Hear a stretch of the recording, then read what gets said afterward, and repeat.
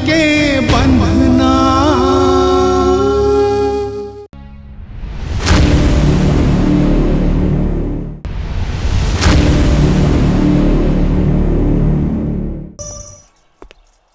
बहू।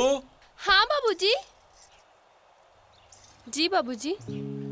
तोर बाप और मैं बचपन ले संगवारी रहें और घर जाए के बाद ते मोर सबले बड़ी जिम्मेदारी रहेस।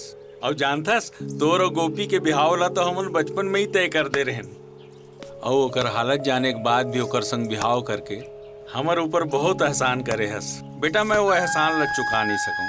ये हमर खानदानी गहना है, मैं एला तोला सौंपत हूं। खुश रहो।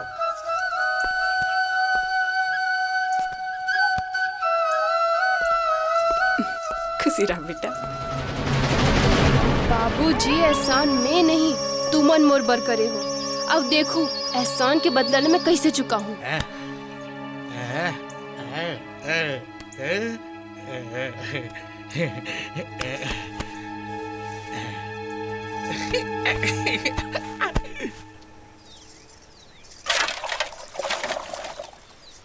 आई कहाँ हो गए बाबूजी?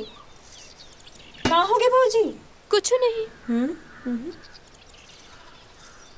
अब ये परिवार ला अपन जाल में फंसाना है ता ये घर के लाडली ला चारा डाले ला परी। बेचारी पूनम बाप के कर्म के सजा बेटी ला ही भोगे ला परी।